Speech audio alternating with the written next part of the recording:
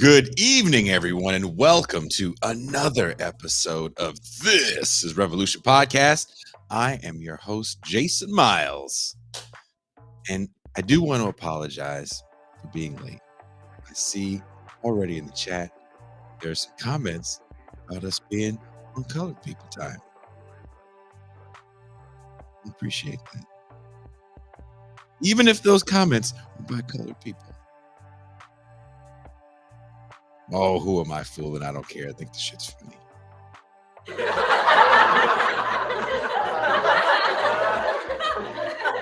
But if you're new to the show, please hit the like and subscribe. Don't forget to hit the bell because we are constantly adding new programming to the show. And sometimes I forget to advertise when new shows drop. And I've been talking about it for so long, I think people probably didn't believe me. But we actually did our first ever sports show yesterday, and it is up. It's called Beyond the Red Zone. There will be another host on there. That person unfortunately couldn't make it, and I filled in. So we had a very good talk. We had a deep dive conversation on the idea of athletes using activism as a brand, protecting their brand through certain types of passive activism. It was a fun time. And moving forward, we definitely did say that the show is going to be a call-in show. So unlike how we usually do this program, where we like to do the call-in segment behind a paywall, because I deal with too many of you crazy people, the sports show will be more of a call-in show. We'll probably talk for about a half hour and then have you guys call in, and that will be every other Monday. So excited for that. Also tomorrow, as you know, every Wednesday we have our This is Revolution Presents programming where we host other people. And so movie night extravaganza with producer Forrest, who you may know has been a producer on Ben Burgess, Jacobin, worked on Michael Brooks' show, Katie Halper. If you're a leftist, Forrest probably has done production or does production for you. Kenzo Shibata. Actually, shout out to Kenzo. Forrest and my good friend Conan Neutron. Erica Stout from the band Motherfucker. And Francesca Fiorentini will be talking about the movie The Conversation, 1974. And that will, of course, be at 6 p.m. Pacific time, 8 p.m. Central, 9 p.m. Eastern. Now, without any further ado, let me bring in the man of the Mau Mau Hour, my homie, my co-host, my dog. He is the Pascal Robert.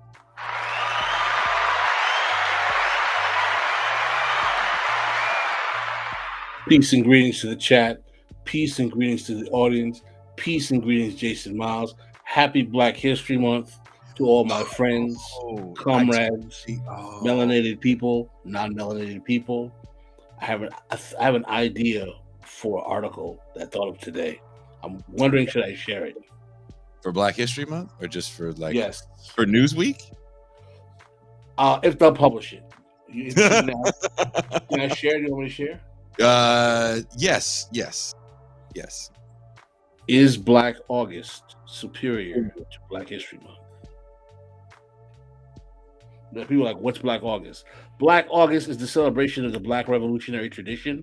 Everything going back to the anti-capitalist, the Haitian Revolution, the Black Panther Party, and all of that other stuff. It was created in the 70s, as opposed to Black History Month, which was created by Carter G. Woodson in the 1920s, which was Negro History Month, was generally more of a celebratory of first blacks. So the question becomes, should we actually have a distinction between Black August and Black History Month? Why don't we just make Black History Month in August, and that way I can get a Black I'm down with that. Black History and Month a birthday present, and it could be more of a summer festival. Let's just Black History Month should look more like Freaknik in 1993. Everyone knows that August is Black Family Reunion Month too. Speaking of Freaknik, let's bring in our favorite white guy from the South. He's a little under the weather. He has the plague, everyone. This is a gamer right here. Who comes on the show? This is the perfect out. This is the perfect out. Hey, Derek, can you come on? Oh, don't ask Derek. Derek's got COVID. Derek's got COVID. Varn's got COVID. The COVID got Varn. But like the leftist Chuck Norris that Varn is, he is kicking COVID right in the testicles. He's got a wide foot. Please welcome from Varn Vlog, the Derek Varn.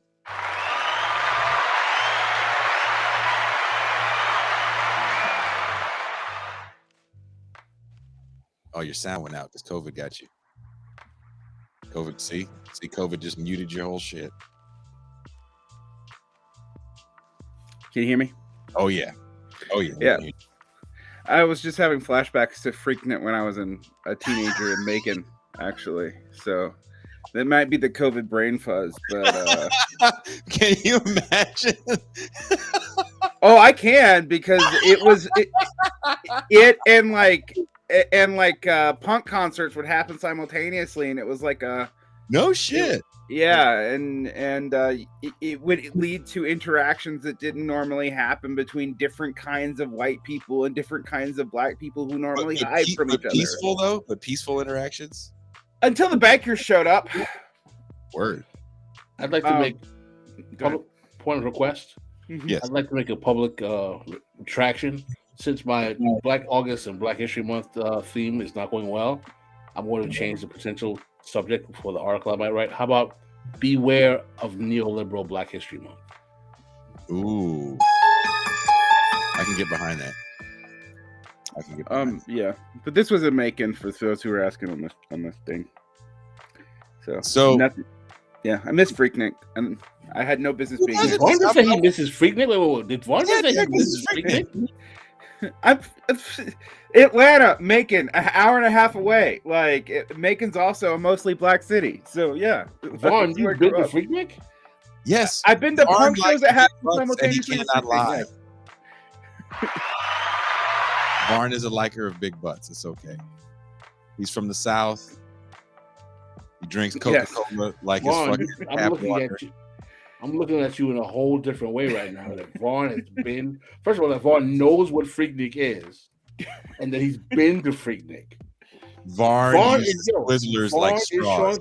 Vaughn is Sean King, officially. This is Vaughn has warrants and no driver's license.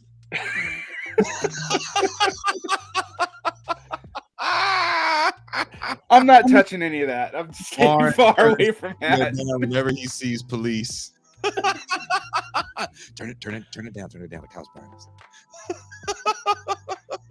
Vaughn has been to Vaughn. You've been to Freaknik? Now, were you at the old Freaknik when it was real gritty and grimy? No, I would have. Talking about the 90s. I was about to say this is in the 90s, and this is like when I was a high schooler, and we had like punk shows would happen simultaneously, and there would be overlaps and mixes. It wasn't even intentional. Like I wasn't trying to go to Freaknik, but everyone would say like Freaknik is super scary because white people. And black, white people and black people. But it was fine. It literally until the bikers showed up, and the bikers would show up, and then like everybody would disperse. Vaughn, if you tell me you've been to a step show, I'm gonna be officially like, yo, give him the Soul Brother secret handshake, because I'm gonna say, man. I just want to offer the record that I am very, very white. So just so that no one can accuse me of being talcum Xy. Okay. Varn was like, we're gonna go down to Freaknik, see some of them big old colored tail.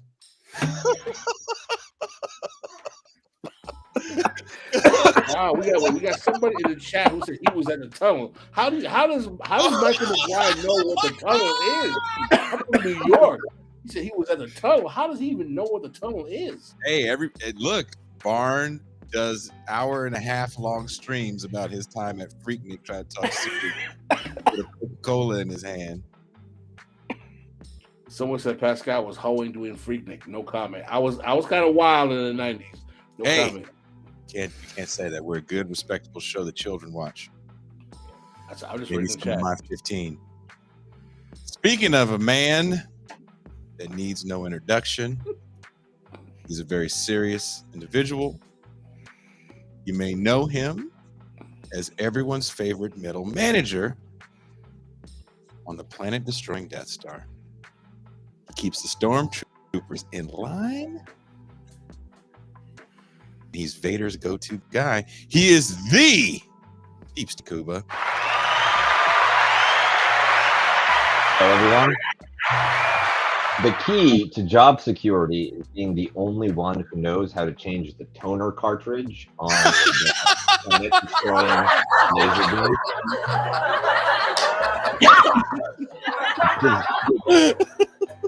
beam. No, Vader ain't gonna do that himself.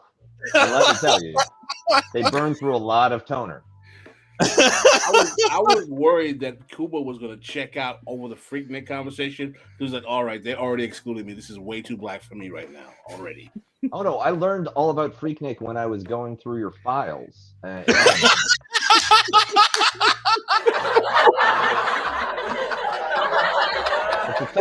Whoa, touche, Kuba, touche. It looks like we are being. It looks like we're being raided. So thank you for the raid. I don't know who is raiding us from Twitch. So shout out for the Twitch raid. I got to learn how to do that. I'm old. Please be patient with me. So it takes me a while to do the Twitch raid. But let's bring in our guest. As you know, if you've watched the show for a long time, sometimes I reach out to people that I see on the internet and I'm like, hey, this is kind of interesting. I'd like to talk to this young person. Our guest creates some creative video essays of leftist content on everything from the socialism of Warren Buffett to the neoliberal nature of hustle culture. And of course, what we're here to talk about today, the myth that taxing the rich is the only way to pay for public goods, federal programs. But is moving away from the taxing the rich sloganeering necessarily a bad thing? I don't know. We will discuss. Our guest can't show his face for fear of retaliation. From Kuba? Yes. When I told him that Kuba was going to be on the show, he's like, please don't say even my first name. I don't want him to get me. He's on YouTube and Twitter as One Dime. So please welcome video essayist extraordinaire, One Dime.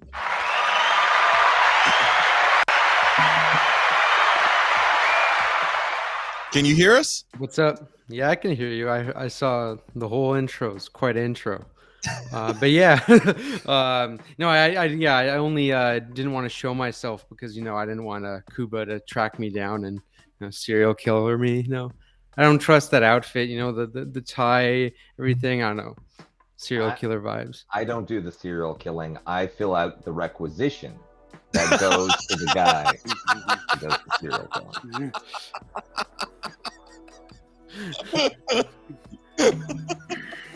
But yeah, so I'm One Dime. Name's Tony. I run the channel called One Dime, sort of like a collective because sometimes I work with other people as well. I kind of also want to eventually make it sort of into like a think tank of sorts, but more just like for videos. Good old leftist commie propaganda. Cultural Marxism. Your conservative dad's worst nightmare. But yeah, I pretty much make video essays. How you brand the show? Your conservative dad's worst nightmare, or is that how you talk to your potential dates? Maybe I'm mixing that up actually. Maybe it's sort of confusion. You're embracing the term cultural Marxism. I hate that term. Yeah, I hate it too. I don't. Let's not even get into that. But no. But in all seriousness, pretty much I do video essays as well as sort of mini documentaries sometimes that are kind of focused on political economy and also using a variety of theory, primarily Marxism, also critical theory, to and post-Keynesian theory, most recently MMT, sort of just to analyze issues like hot topics. that I think are often misunderstood. Sometimes it's just to kind of, I guess, introduce people who aren't super left or who are just curious to communist or Marxist perspectives. But sometimes it's just also to aimed at the left when I think there's terrible ideas floating out there. Like you mentioned, not taxing the rich, I don't think is terrible. It's the way we talk about it that I think is terrible. And what is your main beef with that discourse with taxing the rich?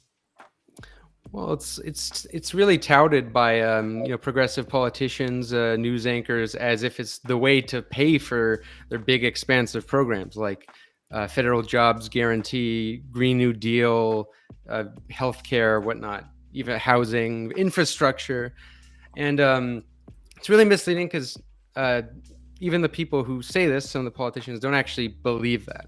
Because number one, taxing the rich through a wealth tax, estate tax, however many taxes you want to implement, assuming they even get paid, which that's another thing.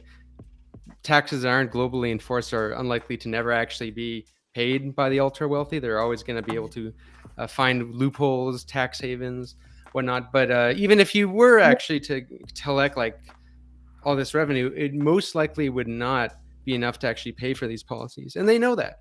Bernie Sanders, Alexandria Ocasio-Cortez, they know modern monetary theory, which is the I don't want to do I have to summarize modern monetary theory, but Actually, I think that maybe one way. Before you even get into, oh, I'm sorry. Go ahead. No. Go ahead. I think that it's unavoidable in this conversation to at least get into modern monetary theory a little. But I think one way to start may be the way that David Graeber starts Debt, which is talking about the sort of mythic story about the origin of currency as a barter unit, and tying it into the actual emergence of currency as taxation.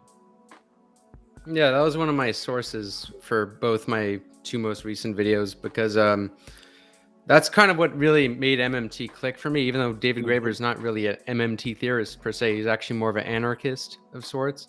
But his work is sort of cited often in MMT circles a lot by L. Randall Wray, who's a pretty known MMT thinker, writes about the history of money.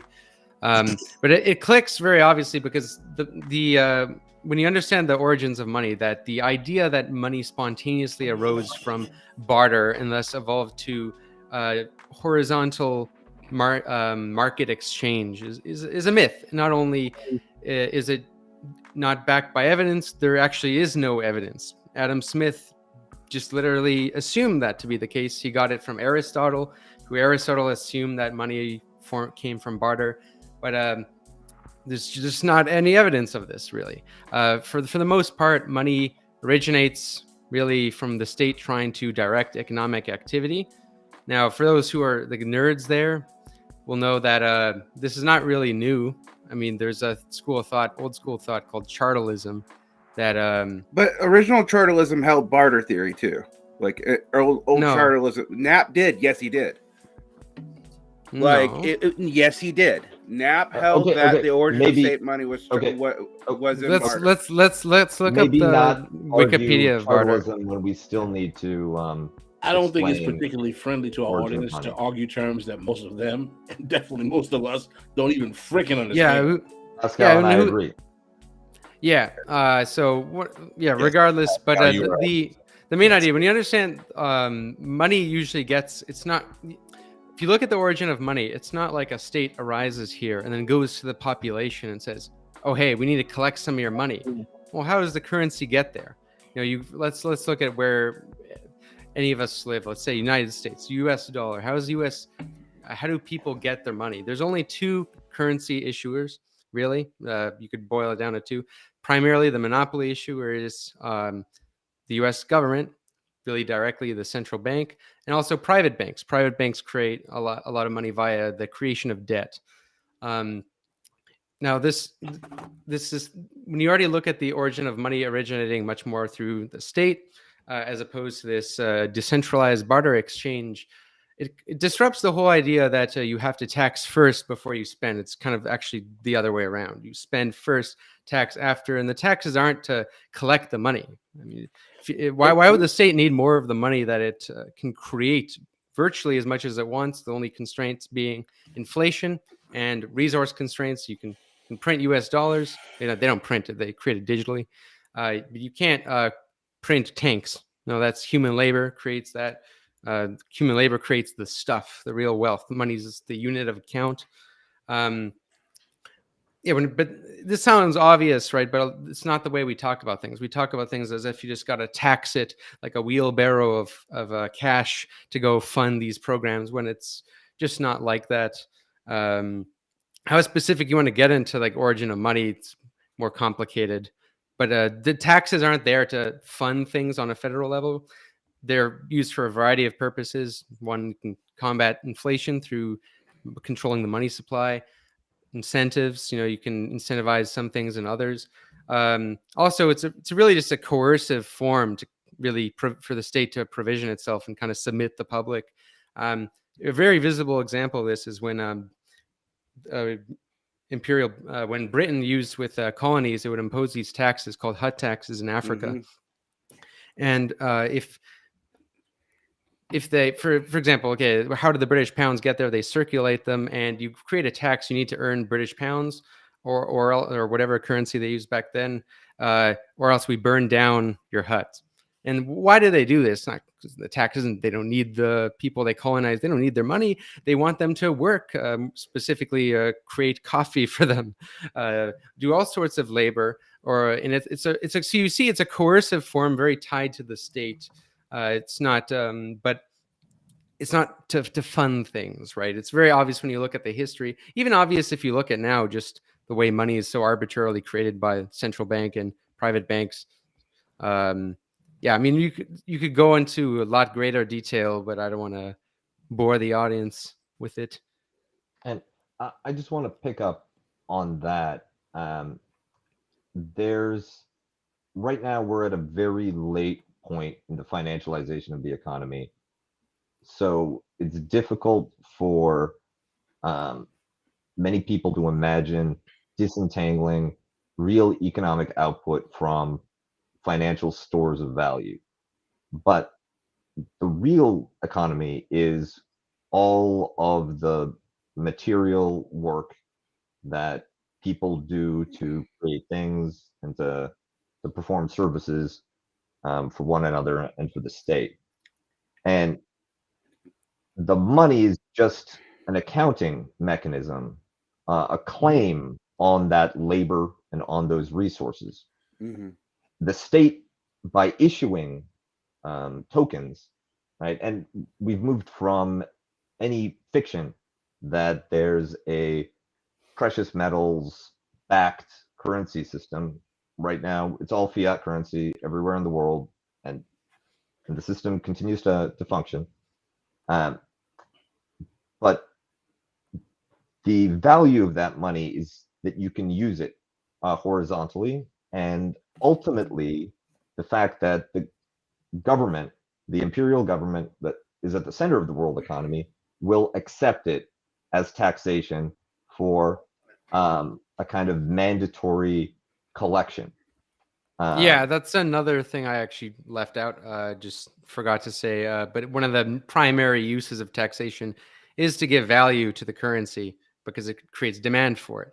Or else you go to jail if you don't pay your taxes. It's a way to create value for that currency, because people will often look at fiat currency, especially, and say it's not back to gold anymore. Although the gold standard was taken off in 1970s by Nixon, although it was taken off before that during World War I and World War II temporarily, and after World War II, it's barely even enforced. That about 1/4 of actual reserves were backed up by gold. Not all of it, but people will look, okay, back then there was something material to give this value of sorts. There isn't now. What gives it value? A lot of people will say, oh, it's faith. People just must believe in the US dollar, believe in the yen, believe in the yuan, believe in the Canadian dollar, British pound, whatever. No, it's because people have to pay taxes. Now, that's the main thing that drives value for these currencies. there's other things that can increase value. Imperialism is one way that the value of a currency can be increased, with the US dollar, but it doesn't change really the underlying role of taxation. Like there's plenty of countries that don't have like proto colonies, or there plenty of countries where nobody uses their currency except them, like Canada, Japan, Vietnam, where much of this still applies. And I'd like to interject to kind of slow down the conversation, because one of the things that I'm kind of a stickler for when we're talking about finance and economics on the left is I think that we have to be particularly clear and careful about how we share concepts and terms, because the theme of this podcast is to do political education, and simply putting out elaborate intellectual theories about how money works that we assume our audience knows does a disservice to the goal of the show, which is to do political education. The first thing I think we can all agree on is that money is a social construct. It is a social construct, meaning that it's not like physics. It's not like earth science. It's not like rainwater. It's not created by the laws of nature. This is something that people created in their minds as a means to ascribe value to items for exchange. I think we all agree to that. Well, actually, no. The money is an invention, absolutely, a social invention, certainly. And this is where I think the MMT theorists may diverge from other types of economists. The claim is being made that money is introduced by states in order to direct the economic activity on in the realm that they coercively control, right, and the territory that they have, or over the people that they can coerce to use it. Value, and this, when you look at the early incidents of economic exchange, we go back to primitive communism. You don't have a need for some kind of token based system. Instead, you have autarky and mutual aid. So it's not ascribing value; it's directing human activity. That's the purpose with the invention of money. I wasn't talking about the invention. I was talking about the general methodology it's used overall. But we can go there as well. I'm about to go in that direction about the origins. I'm not getting to the origins yet. Can I also say that there's another thing that's not being discussed here, and that is what kinds of money there are, because I didn't get there yet. Yeah. I really want to slow. Yeah, that's when you don't want to get into the nerdy debates with that. Slow this down. All right. Okay. So we agree that money is a social construct. We all agree. We all agree with that. Sure. That people created with their minds, all right, to exchange something, either items or the money, or to exchange. We haven't defined what to exchange. We haven't said value, we have to exchange. Okay, we got that. Now, here's the next question, and they might be disagree with it. Does the origin of money come from the creation of the nation state? I will say no. This is my opinion. We can disagree, and that's fine. I would say it's not necessarily a nation state. I would say it would be more of a social constructed community. Because I would say in ancient civilizations, we had money, but they weren't necessarily the contemporary notion of what we call the modern nation state. They might have been empires, they might have been tribal, feudal society, but they were collectives of human beings living in a hierarchical structure where some moderately centralized, I don't know how extensively centralized, some moderately centralized force decided to issue an item as a form of value. Do we agree with And that, or I- we disagree? You're basically right.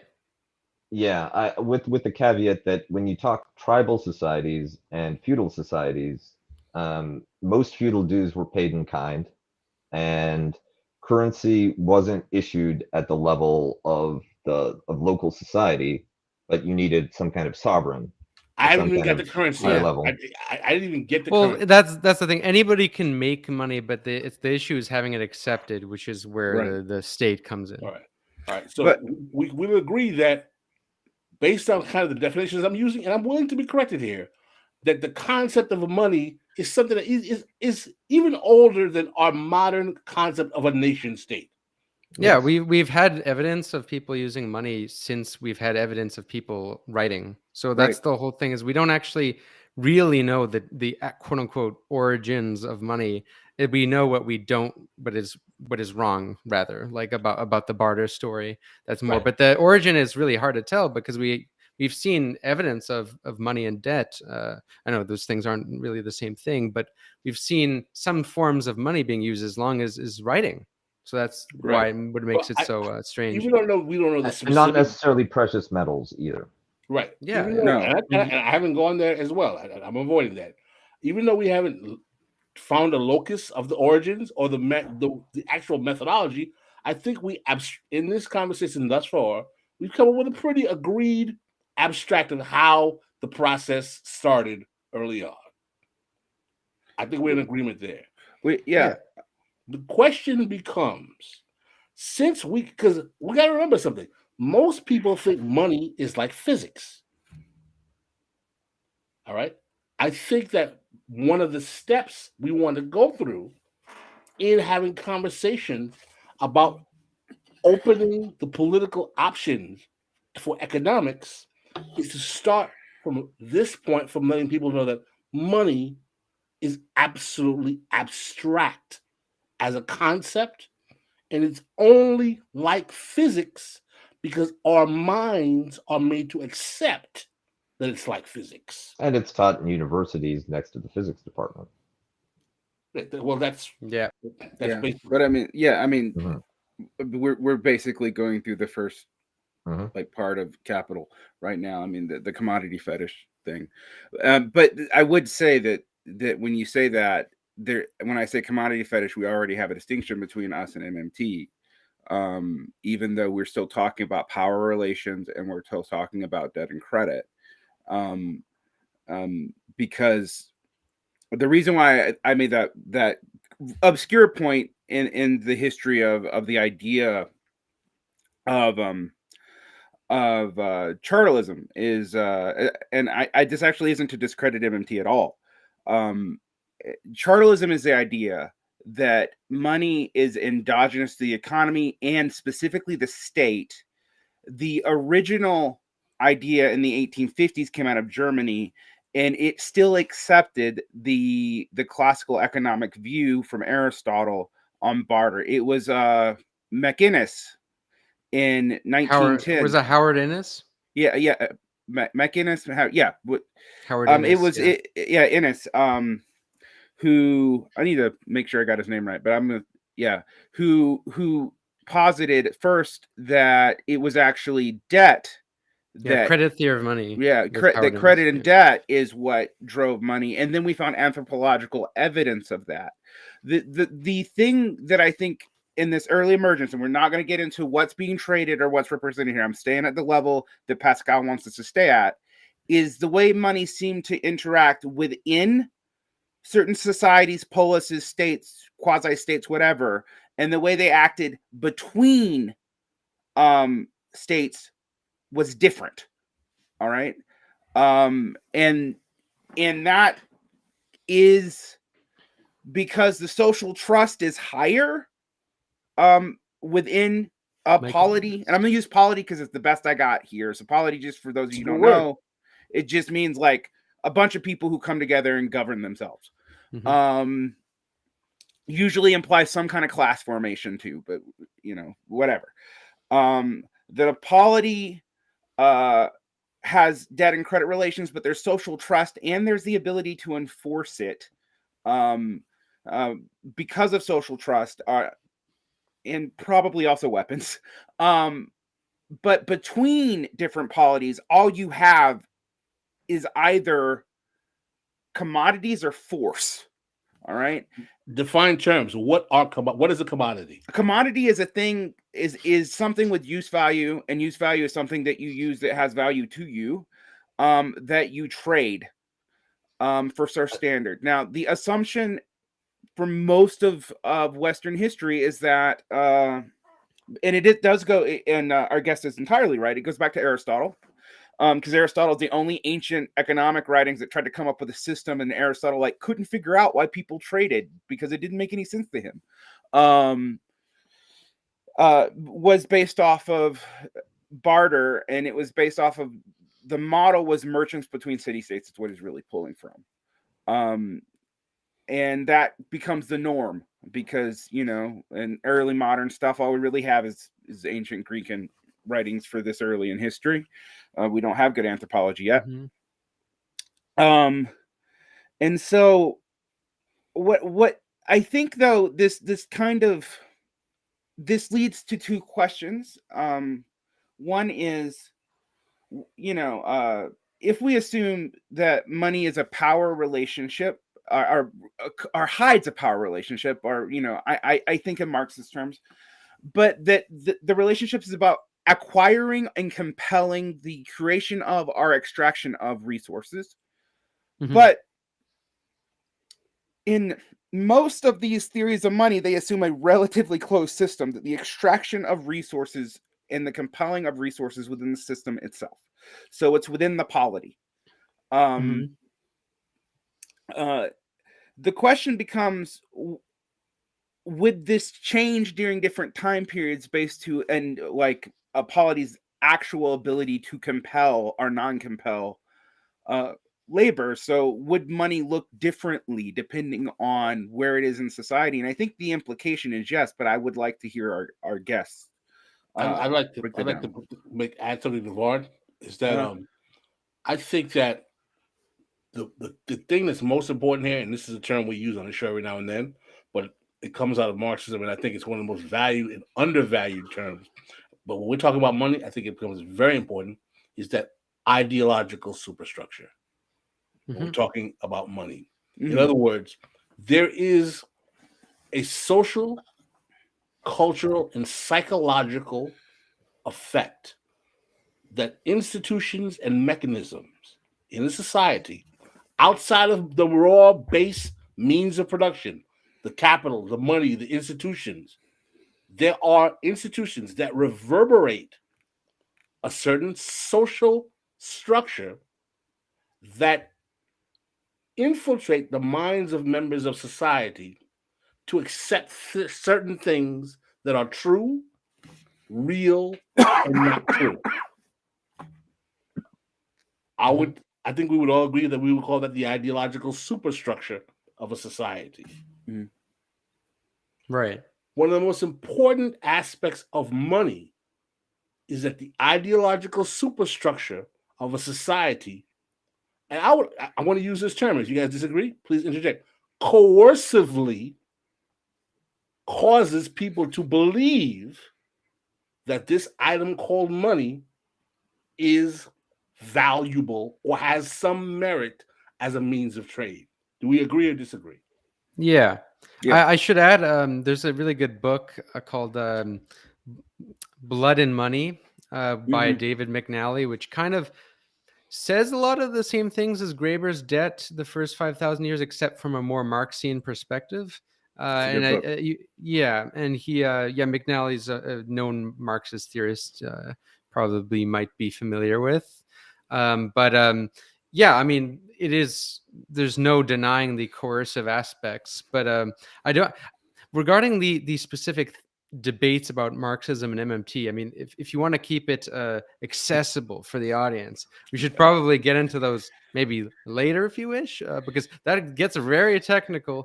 But I do want to say I'm not an MMTer per se. I'm a Marxist who thinks MMT is true, but I don't think MMT's politics are true because MMT doesn't really have a politics. MMTers have a politics. So Okay, like a lot of the issue with MMTers is they're pretty much social democrats, or more, I'd say radical social democrats of the Lassallean type. What I mean is they have a lot of the same goals. Well, no, they don't have a lot of the same, they don't have the same goals as communists, but the policies they advocate for often, the MMTers, are stuff that you see implemented in like actually existing socialist countries, quote unquote. Right. Yeah. And the thing is, though, is they don't have a very good theory of social relations and power, as well as the class character of the state. All sort of critiques. If you notice in my text, the Rich video, the solutions I say, I don't just say, oh, okay, yeah, so the solution to everything is just spend money and give a federal jobs guarantee. I talk directly about private property, because that's where the true source of inequality really is. And I don't think the MMTers, with a few exceptions, there's some MMTers who are there's some MMTers who also study Marxism, like Bill Mitchell. He'd probably agree with the property question, but I can't speak for him. The thing is I know that question is going to come up about MMT not having a power theory. I agree. That's why I was into Marxism before ever even getting into MMT. I more saw MMT is a really good answer to austerity ideology. Can we interject for a second here? Because not to be redundant, I believe in defining terms. Frankly, there's going to be 3/4 of the people who watch this video are going to be like, what is MMT? I literally talked to a finance economist yesterday who watched the first video today. This guy manages funds of over $1 billion. And he said, what the hell is MMT? See? So let's make this clear. What is MMT? I'm going to try, correct me if I'm wrong, I'm going to try to give a layman's.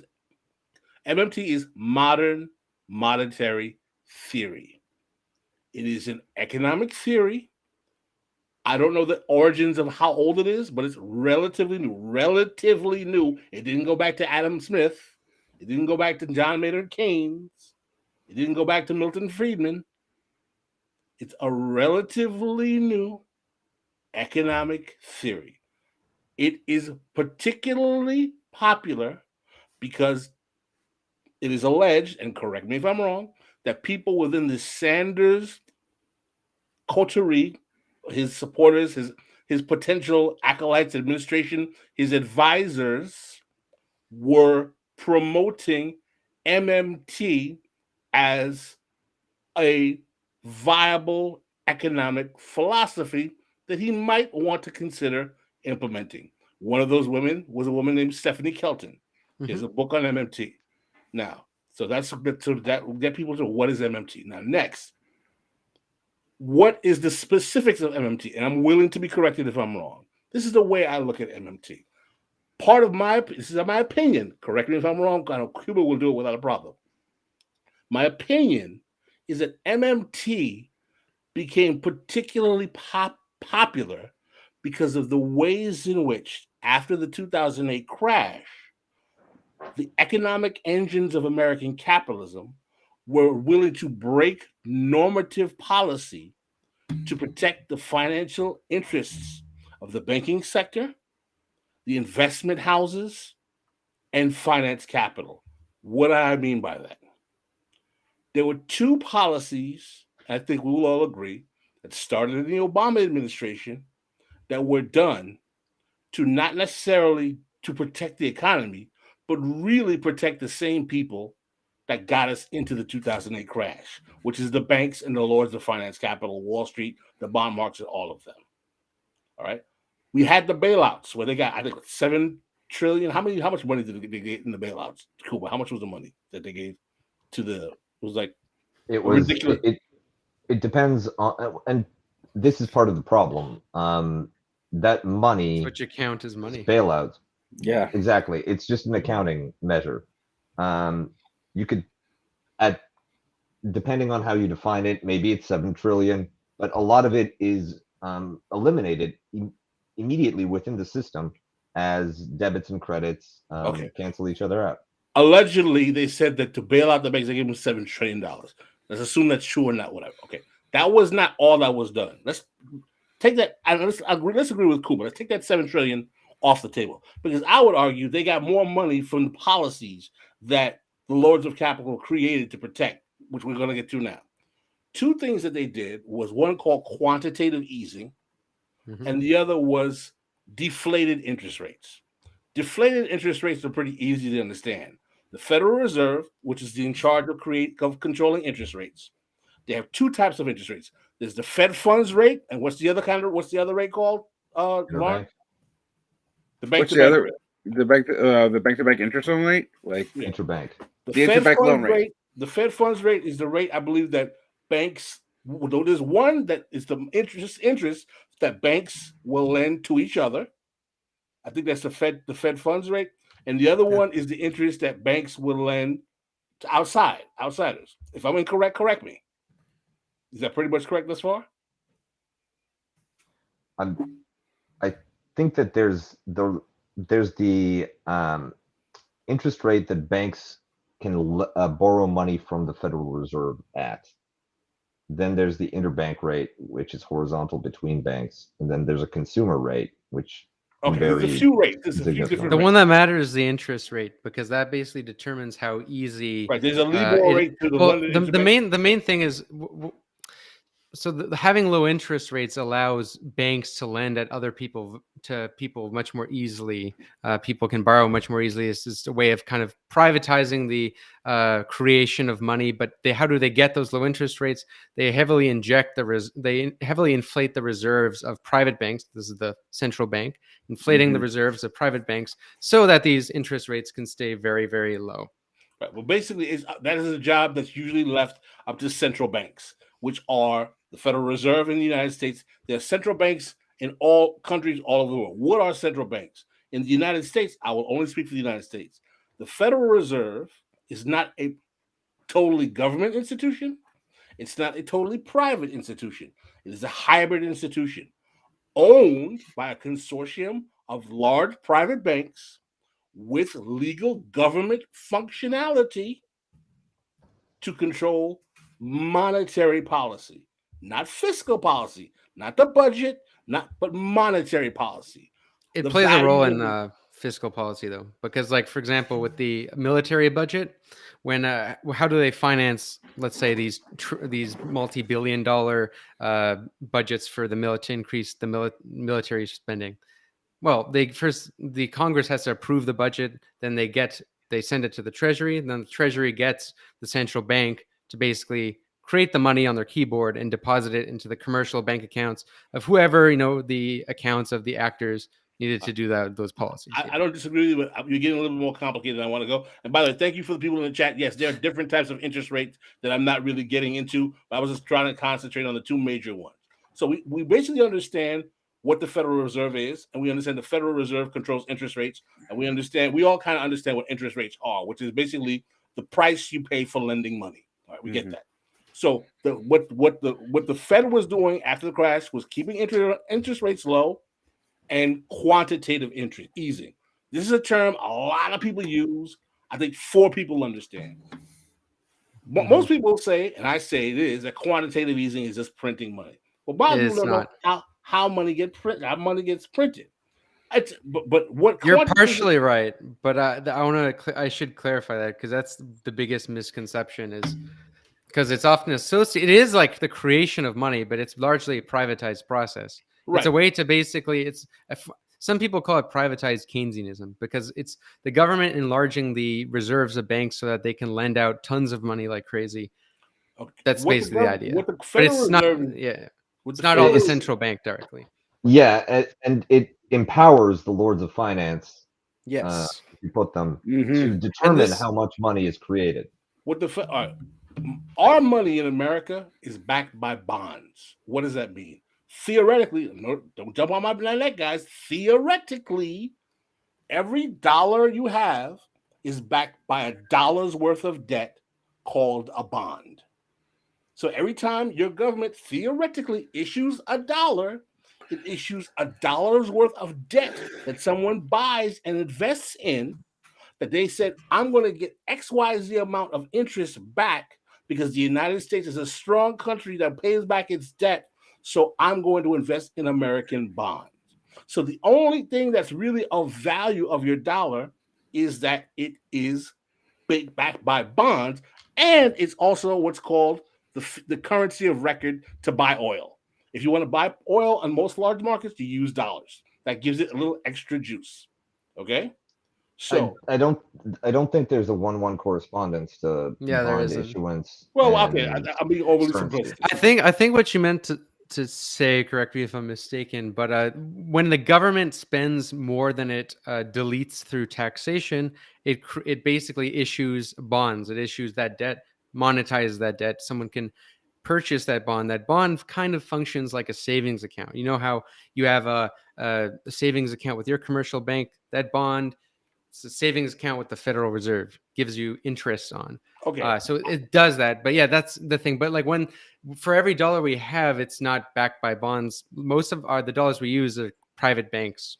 thank you for the create. correction. I have no Yeah. problem. Listen, I'm not an expert at this, but I could be wrong. But I mean, there neither is- am I. I just learned. I just like really There is a studied the correlation. thing for about a few months. There and is a that's it. correlation. I'm not an between- expert either. There's a correlation between the currency and bond issuance. Would we agree that there is a correlation? No, You don't think there's correct? There's a correlation between government spending and bond issuance. Well, And that's a hold on. choice. It's a Let's choice. let Kuba finish this thought. so if you and I think that One Dime put it very succinctly. Bond issuance is related to government spending under certain conditions. Okay. And under Keynesianism, as the principle was that government spending had to be covered by had to be balanced with borrowing, and that's where the bonds came in. But it is possible to print money in excess, or it is possible to privatize the creation of money-like assets. And one of the reasons why we have hot money and speculative bubbles is because non-currency, non-bond, non-government bond assets, things like mortgage-backed securities with Were being AAA ratings, take on the characteristics of money Right. within the financial system. So you can have private issuance of money through debt that's completely outside of the sort of federal bond, federal fiscal apparatus. Would you argue that's a relatively new development? No, I wouldn't, because much of the initial currency, the early currencies of most capitalist economies were just bank script. That's a fair point. Okay, so I'm trying to find I appreciate the corrections. I was trying to be as basic as possible, and thank you for correcting me in my errors. But generally, to get to the point of quantitative easing, the Federal Reserve started buying certain types of bonds. And would you agree or you disagree? Anyone want to interject? Would you think that's that's part of how they basically inject the reserves of private banks. Right, It's a way of doing that because they have those accounts.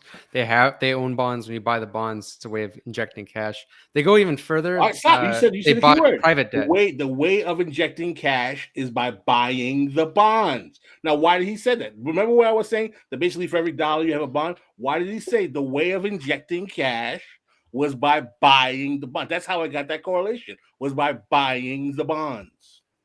Because in my mind, I'm saying there's a correlation between bond acquisition. I don't think it's even just bonds.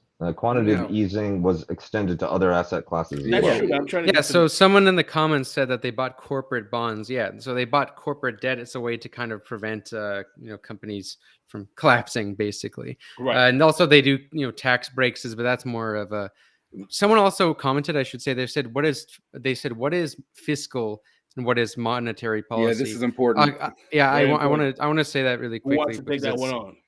Yeah, so fiscal policy is when the government that we elect implements a policy. They fund that policy. That's a fiscal policy. So budgets and spending. budgets, yeah. And monetary policy is when central banks control the money supply, really mainly to control inflation.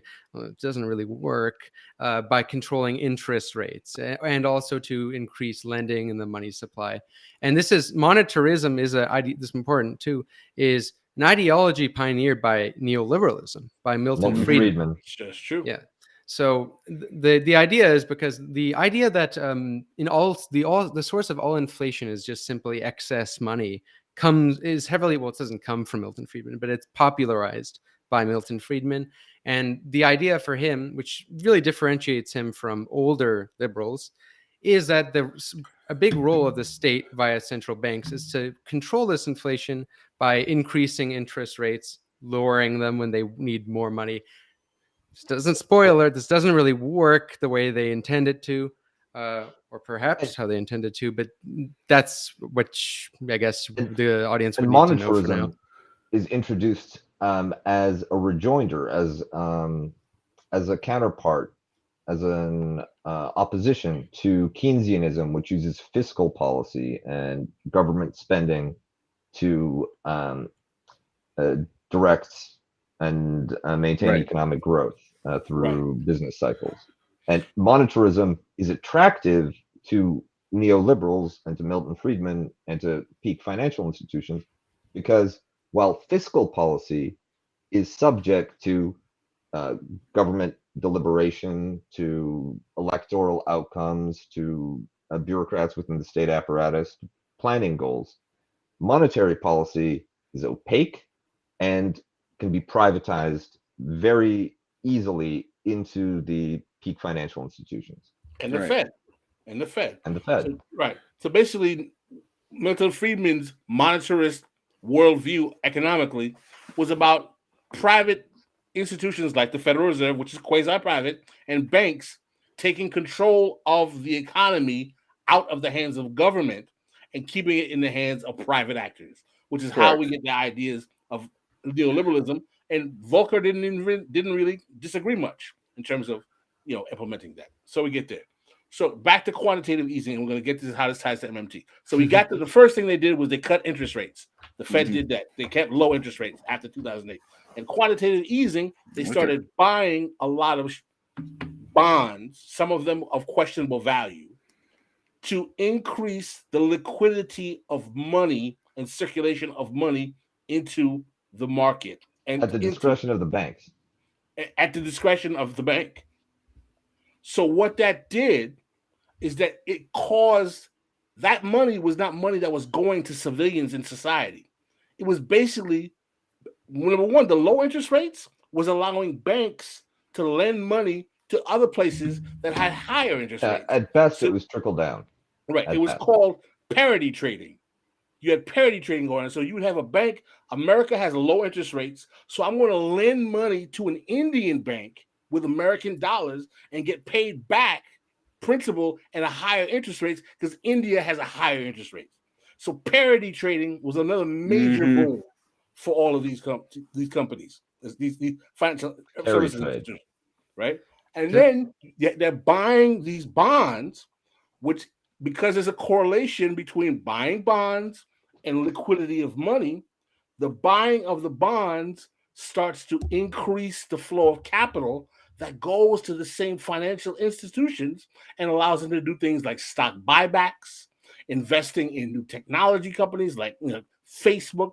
And all of this money is causing an increase of growth of wealth, but only at the top for those who are proximate to the financial services. And part of it, a lot of it is artificial. A lot of it is asset price inflation. Yes. Right. And can I also add something I would definitely add to your point is when they increase interest rates like they did in the Reagan era with Paul Volcker, presumably to reduce inflation. And this didn't actually reduce inflation. Inflation was prolonged in the Reagan era. It didn't lower until much later. When they really increase interest rates, what does this do? You have bonds. People, yeah, that too. Just devastates the economy. But what it also does is when you have bonds at high interest rates, people are essentially getting free money. So imagine I'm a rich person. I own a lot of a government bond. I have $1 million in there, and it's a 0% or 0 point something interest rate versus a 15% interest rate, or at the very peak, interest rates were at 20%. Imagine all that. That's basically free money. And where's that money coming from? Is that coming from the taxpayer? No, it's the central bank typing it into a screen, into that person's bank account. So this is partially another function of it's free money for rich people. I just want to make the last the point. difference. Well, The difference between high interest and low interest policy environments is that in a high interest policy environment, rich people make money off of their wealth by sitting on it and just collecting interest from the Federal Reserve. In a low interest rate environment, then they make money by borrowing money at very low interest rates and finding something to buy with it, which will appreciate above that interest rate. So Or it's lend it out rent-seeking and get it back behavior. at a higher interest rate too. Yeah, it's rent-seeking behavior. okay, Yeah, okay. that's All right. Hey, I just want the last thing, Jason. hey, wait. Pascal, I think you're forgetting the most important rule in podcast world, and that is that the game is to be sold, not to be told. Yeah, but this is kind of the most important part. We can't cut them off here. We got to at least explain what MMT is here. You What have MMT 2 minutes. Okay, what MMT is saying, all of the stuff that was just done, quantitative easing and low interest rates, to protect the lords of capital, can be done to finance policies, Medicare for all, social policies that are good for society. So what MMT is arguing is that all that crap you did that just pours money into the capitalists, you can actually do to help society. That's what Stephanie Kelton and certain kinds of MMTers are arguing. Yeah, Well, although that's not what- all of them do. That's what MMTers sometimes, well, in a very crude summary, advocate for, but that's not what MMT is. But to add to your point, you're not you're partially correct in the sense that a lot of people who advocate for MMT happen to be social democrats or democratic socialists, as they call themselves. Social democrats believe you can use the state. This is nothing new. This is back to the old debates Marx had with the German social democrats, that you can use the current state to basically meet the needs of the working class. Now, this is what MMTers sometimes argue for, but it's not what MMT is. MMT is just merely a description of how the system works. How you run with that, you could run with that in many ways. You could run with that as a social democrat. You could run with that as a libertarian.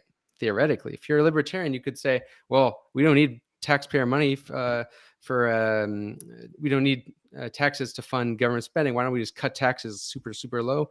You could use it in that direction if one wanted. So the theory itself is more of a descriptive theory. If one wants to use it as a political theory, really depends. But your description of the people like Stephanie Kelton, that you can use the state, yeah, that's kind of what they argue for. But I should add, they don't advocate for quantitative easing.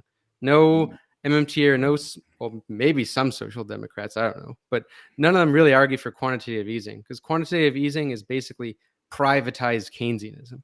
It's a way to privatize the creation of money. What they advocate more for is fiscal policy, using budgetary policy to fund things like universal health care or whatever.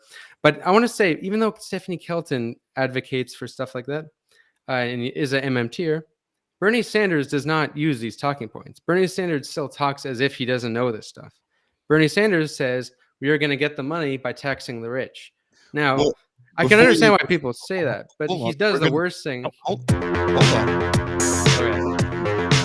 Okay. Oscar music. Hold on. Will you be able to join us for a bonus half one time? Sure.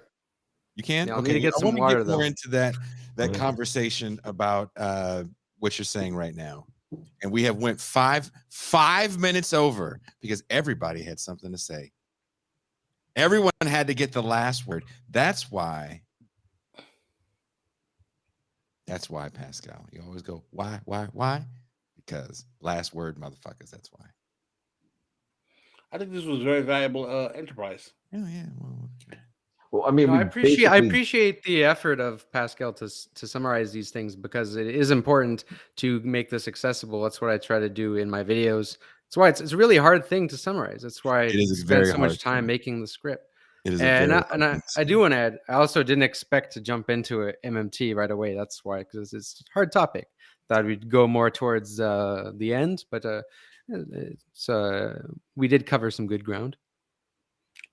Does anyone disagree that we don't have to like tax the rich to do social policy? Like, does anyone? I mean, there are times when you have to, but right now, does anyone think we have to? By the way, I really liked Tony's explanation.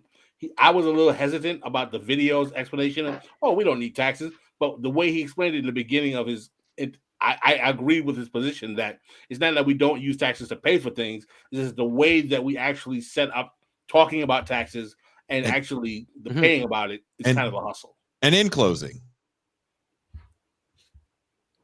I Um, think you got Tony. If you say one word, I will walk to Canada and I will find you. I can that's help with Kuba's that. job. Well, say we have a Canadian, he can do it. But in closing, I do want to add this to Tony's point.